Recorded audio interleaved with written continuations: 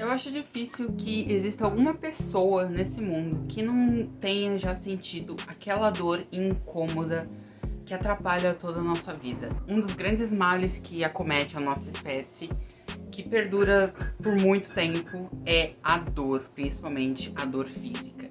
E graças a Deus e à ciência que a gente tem os famosos analgésicos, aqueles remedinhos, aquelas pílulas que ajudam a gente a continuar a nossa vida e não sentir aquela dor incômoda que pode atrapalhar toda a nossa rotina. Porém, como a gente sabe muito bem, alguns analgésicos eles podem ter efeitos viciantes, efeitos dependentes. E esse é o cerne de Dopesick, a nova série original Star Plus, que estreia na plataforma no dia 12 de novembro, e nós já podemos assistir os 3 primeiros episódios a convite da Star Plus. Então vem comigo que eu tenho muita coisa para falar sobre Dopesick.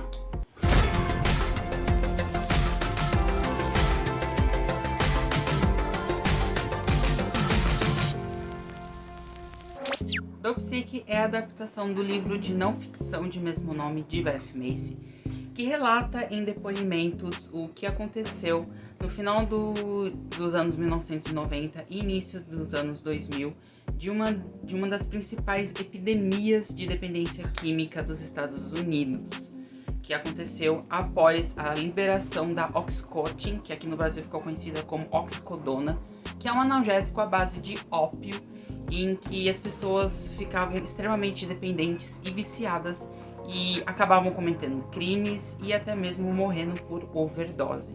E essa série ela acaba ela relata os acontecimentos principais de vários personagens que foram importantes direta ou indiretamente para o avanço da proliferação da oxicodona no mercado dos Estados Unidos, até o quadro de dependência química e de tráfico que essa droga acabou provocando nos Estados Unidos. Eu sei que pode ser muita audácia minha falar ainda mais agora, no início de novembro, mas com certeza Dopesick é uma das minhas séries favoritas desse de 2021. Lógico que ela tá do lado de WandaVision, mas não vamos entrar em detalhes aqui. Mas em termos de dramaticidade e peso da história para a sociedade, eu acho que Dopesick ela já tá no top 3 ou sendo uma das principais desse ano, pela forma como ela aborda a história real de alguns personagens, adapta outros personagens em personagem, ela tá mesmo culminando vários personagens em um só. E essa história entrega vários níveis de dramaticidade e narrativas e consegue mesclar um período muito longo, que foi desde 1996, quando a droga oxicodona começou a ser comercializada na região das Apalachias, nos Estados Unidos, que é uma região conhecida por ter vários trabalhadores de mineração, agricultores e pecuaristas, trabalhadores braçais, que são a base da sociedade dos Estados Unidos, que ajudaram a construir a nação e que acabam sofrendo por dores crônicas nas costas, nos membros, e encontraram na oxicodona um meio para não sentir essas dores e continuar a sua vida, a sua rotina o mais normal possível. Porém, lógico, por causa do seu uso constante dessa droga, eles acabaram ficando extremamente dependentes dela e se tornaram viciados nessa droga. E outras pessoas que não precisavam dessa droga acabaram também se viciando muito rápido nela. E essa série ela conseguiu passar em 3 episódios. Ou melhor, logo no primeiro episódio, ela já conseguiu passar toda a periculosidade da negligência que muitas empresas têm, principalmente visando só o lucro e não visando o bem-estar da população. Ao mesmo tempo que a gente entende o que essas pessoas, ainda mais naquela época onde a internet ainda estava engatinhando, não existia internet para todo mundo, a informação ainda era muito restrita. Como essas pessoas, que é muito mais, vamos dizer assim, do interior, que tem suas próprias convicções, e elas acabam confiando em pessoas instruídas, como médicos, advogados. E mesmo esses médicos e advogados dessas cidades, eles acabam sendo manipulados por essas empresas para continuar vendendo os seus produtos, mesmo que não tenha comprovação. Então, ele mostrou como que artifícios muito baixos acabam prejudicando parte dessa sociedade e criando vítimas ao acaso. Essa série possui 3 núcleos principais e cada um desses 3 núcleos eu posso dizer que tem 2 núcleos cada um, subnúcleos, vamos dizer assim. A gente tem o núcleo das vítimas ou dos cúmplices, seja os cúmplices que sabiam o que estavam fazendo ou aqueles que foram acuados. A gente tem o núcleo dos antagonistas, que é justamente a empresa farmacêutica, e os vendedores que acabam manipulando os médicos, farmacêuticos e as pessoas que sofrem dessa dor a consumir essa droga. E a gente tem o lado da justiça, o núcleo da justiça, que em um momento a gente tem a DEA, que é o Departamento de Narcóticos, mas em outro momento a gente tem os promotores que estão tentando montar um caso sobre esse boom da dependência química e que causa mais casos de overdose, de um aumento no número em orfanatos e também geração de dependentes químicos alarmantes na sociedade estadunidense. Cada um desses núcleos eles são muito bem representados por personagens, então a gente tem vários personagens aqui. A gente tem, por exemplo, o Michael Keaton, que ele interpreta o Dr. Phoenix, que é um dos principais médicos aqui. Acho que é o único médico que realmente aparece aqui mais regularmente, em que ele foi manipulado e coagido a receitar a droga pelas artimanhas do vendedor. A gente tem, acho que é um retrato de todos os trabalhadores dessa região, e é a personagem da Caitlin Dever, que é a Betsy, que ela é a única mulher mineradora dessa cidade, e após uma lesão muito grave nas costas, ela acaba sentindo dores excrucitantes nas costas e acaba se tornando dependente da oxicodona. A gente também tem o núcleo das vítimas, que acho que são representadas pela família Sackler, onde eles visam só o lucro, e mesmo que a gente veja que eles tenham boa intenção de livrar o mundo da dor, eles não são tão bons assim, eles são muito mais focados no lucro mesmo, eles só querem saber de lucro e crescer a empresa. Em contrapartida, a gente tem o núcleo dos vendedores, que aqui tem 2 personagens que são os principais, que é o Will Poulter e a Philippa Shaw. Eles interpretam os 2 vendedores, precisam usar suas artimanhas para vender a droga. E até o momento onde eu assisti, que foi o episódio 3, a gente vê que eles têm um núcleo bem mais fechado nos 2, quase como uma dança de gato e rato, com o personagem do Will e a personagem da Philippa.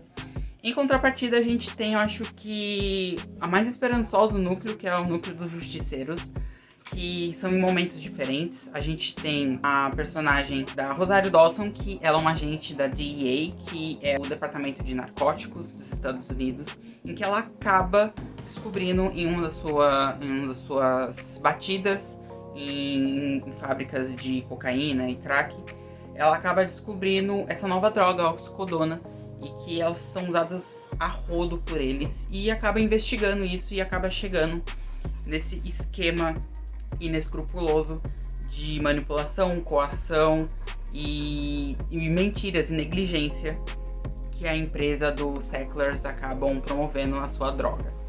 E em outro momento a gente tem os procuradores, que eu acho que é a parte mais How to Get Away with Murder que a gente tem dessa série, que eles acabam levantando provas e dados e recolhendo vários depoimentos que culminaram no julgamento da família Sackler e da Pursue Pharma, onde ela acabou sendo acusada por negligência e mais 2 casos relacionados à dependência química dos Estados Unidos. Existem vários personagens, eu já mencionei isso aqui, já determinei cada um aqui, mas eu tenho que falar que essa série ela não segue uma linha muito linear na sua narrativa, na sua história. A gente acaba acompanhando um período e não ano após ano do que aconteceu, né, nessa região ou o que aconteceu nesse caso, que ela perdura entre 1996, quando começa o comércio da oxicodona nos Estados Unidos, até 2005, quando começa o julgamento da da Persil Pharma e da família Sackler e de todo o caso de dependência química que gerou nos Estados Unidos. E a série, ela acaba indo e voltando, até mesmo no mesmo episódio. Ela vai e volta em momentos diferentes da história de vários personagens. Muitos personagens, eles estão em um determinado ponto conhecendo pessoas novas, e em outro determinado ponto já corta. A gente já vê essa pessoa separada, ou essa pessoa em outra situação. E isso pode ser uma faca de dois gumes, principalmente para os mais desatentos, que vão achar muito confusa a história, não vão entender em que momento está da história, ou qual é a situação de cada um. Mas isso ressalta que essa série, ela não pode ser assistida com distrações. Então, se você for assistir essa série, já falo, não tenha o celular ativado o som, porque você vai perder a linha de raciocínio. Principalmente porque a gente está falando de alguns núcleos que utilizam muitas linguagens técnicas. A gente tem, por exemplo, o núcleo dos procuradores, dos advogados, que tem toda uma narrativa muito peculiar dos advogados, fala várias palavras bem complicadas. A gente tem o núcleo dos médicos e dos enfermeiros, que também é um outro tipo de linguagem. Então, assim, cada um dos núcleos tem a sua própria linguagem técnica, a sua própria linguagem diferente. E muitas vezes elas acabam conversando entre si, literalmente. E pode ser meio difícil tentar entender a linha de raciocínio que a cena quer passar. Então, é uma série que você não assistir com distrações, porque ela precisa ser assistida com total atenção. E eu acho que ela vale muito a pena, porque se você acabar se perdendo, você vai ter que voltar a cena completa desde o início para você poder entender. Não é um roteiro muito fácil, é um roteiro bem criativo, mas eu acho que esse roteiro, ele funciona pra gente poder entender a principal mensagem de cada um dos episódios. E eu acho que todos os atores aqui, eles mandam muito bem. Eu não tenho reclamação com nenhum deles, todos eles são muito bons, eles conseguem passar toda a carga emocional de cada um dos personagens. Até mesmo a gente dá muito valor pro contexto que a gente tá, porque a gente tá num contexto dos anos 1990, final dos anos 1990. A informação ainda não era uma coisa disseminada para todo mundo, a informação era ainda muito restrita, a internet estava começando, mas a gente vê o contraponto em poucos anos em cenas que acontecem na década de 90 com as cenas que acontecem no início dos anos 2000, quando a internet já existia. E a gente consegue ver esse pouco período como que mudou o pensamento das pessoas. E essa acho que é a principal mensagem que acho que essa série pode passar, que é a importância da informação e também a importância da veracidade da informação. A todo momento a gente vê, por exemplo, o personagem do Michael Keaton lendo vários artigos, vários periódicos para tentar entender como que essa nova droga vai atuar, como essa nova droga pode ser aplicada, quais são os perigos, quais são as recomendações. Ele literalmente uma ótima representação de médicos daquela época e também médicos hoje em dia que buscam informações para melhor atender os seus pacientes. E como que todas essas informações que ele acaba recolhendo para eles foram altamente manipuladas por uma empresa que focava muito nos lucros e acabou prejudicando muita gente. Da mesma forma que a gente vê do outro lado os empresários, como que eles conseguem manipular a narrativa, manipular a história que eles estão contando para conseguir vender ainda mais o seu produto e se tornar uma mina de ouro para eles. E acabam não vendo o quão prejudicial ela pode ser para as vítimas, que a gente percebe muito bem na atuação da Caitlin Dever, que é a principal representante das pessoas que acabou se tornando uma dependente química. Eu acho que todos os atores estão muito bem, mas lógico, se fossem para destacar um ator aqui, a Caitlin Dever com certeza é a que mais ressalta o olho. A interpretação dela como a principal vítima, a vítima focal aqui, é muito boa. A gente ainda tem uma história background dela, então a gente tem uma personagem muito complexa aqui, que eu acredito que com o desenvolvimento da história, com o passar dos episódios, ela pode crescer muito mais. Dope Sick, com certeza, acho que foi uma das séries das melhores séries que eu assisti nesse ano de 2021, principalmente das séries mais dramáticas e que tenham um cunho muito importante que vai levar discussões, né, para nossa sociedade. E é isso, pessoal. Muito obrigado por acompanhar até aqui. Dope Sick estreia no Star Plus dia 12 de novembro e tem episódios inéditos todas sextas-feiras. Comenta aqui embaixo quais são as suas expectativas para Dope Sick e caso você venha do futuro, me conte o que você está achando de Dope Sick. Não se esqueça de compartilhar e curtir esse vídeo, ajuda a gente a crescer aqui no YouTube.